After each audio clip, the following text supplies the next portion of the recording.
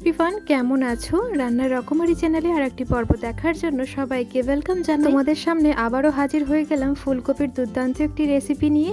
তো চলো শুরু থেকে শেষ পর্যন্ত রেসিপিটি দেখে নেওয়ার অনুরোধ রইল।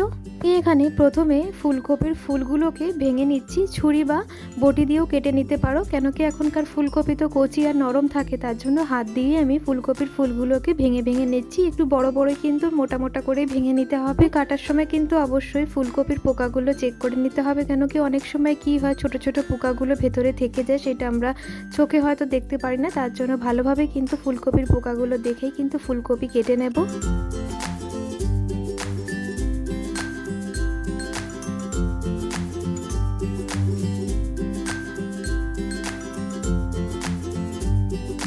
সমস্ত ফুলকপিগুলো কাটা হয়ে গেছে। এবার আমি এর মধ্যে গরম জল দিচ্ছি। গরম জলের মধ্যে আমি 10 মিনিট মতো ফুলকপিকে আমি একটু ভিজিয়ে রাখবো। যদি কোনো ছোট পোকা থাকে তাহলে কিন্তু গরম জলের মধ্যে ভেসে উঠবে বা মরে যাবে, তখনই কিন্তু ভেসে উঠবে। তার জন্য একটু গরম জলের মধ্যেই ভালো, মোটামুটি হাত দেওয়া যাচ্ছে না ওরকম গরম জলই নিয়েছি আমি। সাথে লাগবে মটরশুঁটি। মটরশুঁটিকেও একটু গরম জলের মধ্যে ভিজিয়ে দিলাম, যাতে মটরশুঁটিগুলো খুব সহজে কিন্তু নরম হয়ে যায়।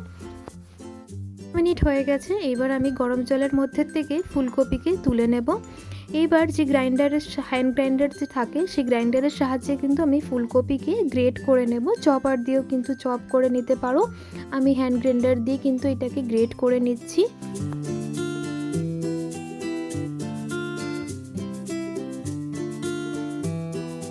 ধরনের ফুলকপির রেসিপি কিন্তু খেতে ভীষণ ভালো লাগে, গরম ভাত বা রুটির সাথে খেতে ভীষণই ভালো লাগে। একঘেয়ে ফুলকপির তরকারি কিন্তু আমাদের এখন ভালোই লাগছে না।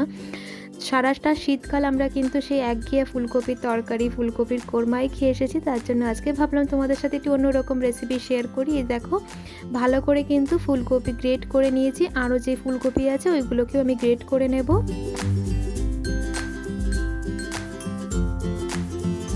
কিন্তু দেখো, ফুলকপি সুন্দরভাবে গ্রেট করা হয়ে গেছে। এবার আমি কড়াইতে নিয়ে নিয়েছি সর্ষের তেল। এই রান্নাটা কিন্তু সর্ষের তেলেই করতে হবে। এখানে দিয়েছি আমি 2টো তেজপাতা, 1টা শুকনো লঙ্কা, আর দিয়েছি 2টো দারচিনি। আমার কাছে এলাচ ছিল না বলে আমি এলাচটা দিতে পারিনি। গরম মশলা, শুকনো লঙ্কা, তেজপাতাটা একটু লাল লাল ভাজা হলে আমি এখানে দিয়ে দিলাম জিরি জিরি করে পেঁয়াজ কুচি। পেঁয়াজ কুচিটা বেশ কিছুক্ষণ লাল লাল করে ভেজে নেব। তারপরে বাদ বাকি মশলাগুলো আমি এতে অ্যাড করব।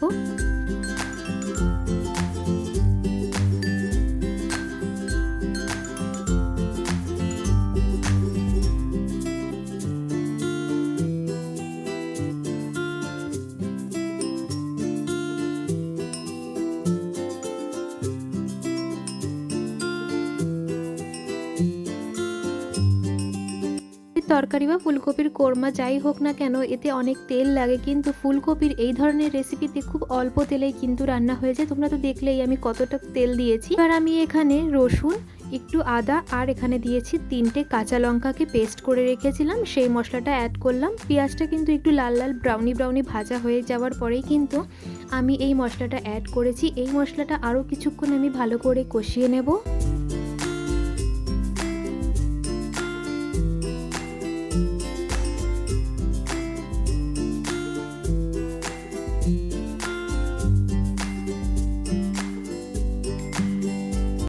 আদা, রসুন, কাঁচা লঙ্কা কিছুক্ষণ কষানো হয়ে যাওয়ার পরেই আমি এখানে দিয়ে দিয়েছিলাম ছোট্ট একটা টমেটোর পেস্ট করে রেখেছিলাম। এখানে দিয়ে দিলাম টমেটো বাটা।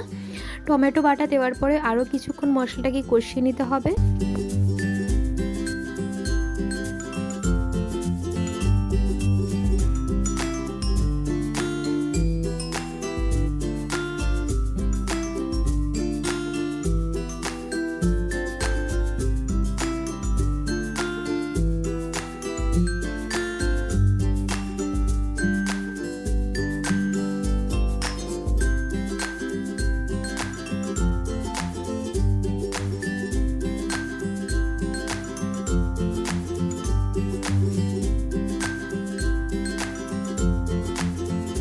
মশলাটা কিছুক্ষণ কষিয়ে নেবার পরেই আমি দিয়ে দিলাম এখানে পরিমাণ মতো নুন, 1 চামচ মতো কাঁচা জিরের গুঁড়ো। কাঁচা জিরে আর নুনটা দেওয়ার পরেই মশলাটাকে আরও কিছুক্ষণ মতো কষিয়ে নেব। তারপরে আমি বাদ বাকি এতে কী কী জিনিস লাগে সেই জিনিসগুলো আমি এতে অ্যাড করব।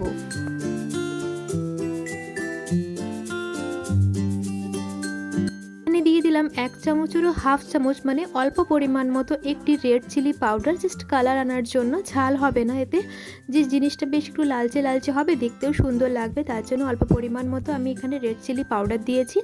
মশলাটা কিন্তু খুব সুন্দরভাবে কষানো হয়ে গেছে। আমি এখানে এবার দিয়ে দিলাম জল। জলের পরিমাণটা হবে খুবই অল্প, যাকে বলে 1.5 কাপ মতো। আমি চায়ের কাপের 1.5 কাপ মতো আমি এখানে জল ব্যবহার করেছি। জলটা দেওয়ার পরে ঝোলের মধ্যে একটু জাল উঠে গেছে। এবার যে আমি মটরগুলোকে জলে ভিজিয়ে রেখেছিলাম, সেই মটরগুলোকে কিন্তু প্রথমে আমি ছেড়ে দেব। মটর আর ফুলকপি কিন্তু আমি একসাথে দেব। মটরের পরিমাণটা আমি অল্পই রেখেছিলাম। এইবার এখানে দিয়ে দিলাম যে গ্রেট করা ফুলকপি। ফুলকপি দেওয়ার পরে সমস্ত কিছু মশলার সাথে এটাকে আমি ভালো করে কিন্তু মিক্স করে নেব। বলো তো আমার প্রত্যেক দিনের রেসিপি তোমাদের কেমন লাগে? ভালো লাগলে প্লিজ একটি লাইক করে দেবে। তোমাদের ভালোবাসায় কিন্তু আরও বেশিভাবে আমি মোটিভেট হই রান্নাবান্না করতে। এইদিকে কিন্তু দেখো ভালোভাবে কিন্তু ফুলকপিকে আমি মশলার সাথে মিক্স করে নিয়েছি।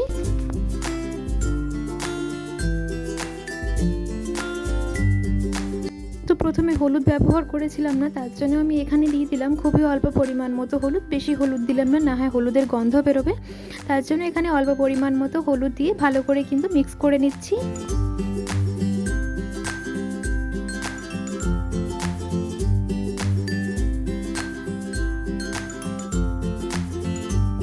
হলুদ ভালো করে চেক করে নেবার পরেই ফুলকপি ভালোভাবে মিক্স হয়ে গেছে। এবার আমি একে 5 মিনিট মতো ঢেকে দেব।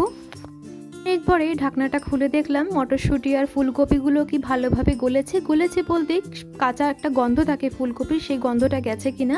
কিন্তু মটরশুঁটিগুলো কিন্তু এখনও একটু শক্ত আছে। আমি একে আরও 2 মিনিট মতো ঢাকনা দিয়ে ঢেকে দেব।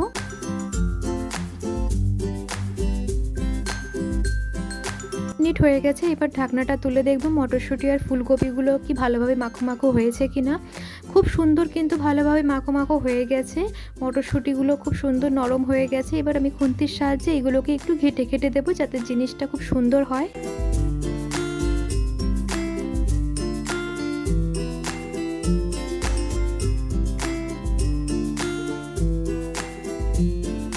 কিছু গলে গেছে। এবার গ্যাসের ফ্লেমটা আমি হাই করে একে কন্টিনিউ ভাজতে তালে থাকবো।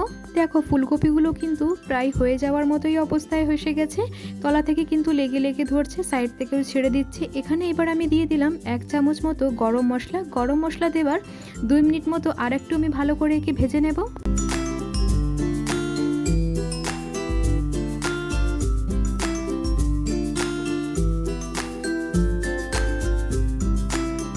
মশলা দেওয়ার 2 মিনিট বাদে এখানে আমি দিয়ে দিলাম জিরি করে কাটা ধনেপাতা কুচি। ধনেপাতা কুচিটা অল্পই দিয়েছি, বেশি দিলে কিন্তু শুধু ধনেপাতার গন্ধই বেরোবে, ফুলকপির আর সেই সুন্দর একটি গন্ধটা বেরোবে না। তার জন্য এখানে কিন্তু অল্প পরিমাণ মতোই ধনেপাতা ব্যবহার করতে হবে। ধনেপাতা দেওয়ার পরে আমি আর 2 মিনিট মতো ভালো করে কিন্তু ভেজে নেব।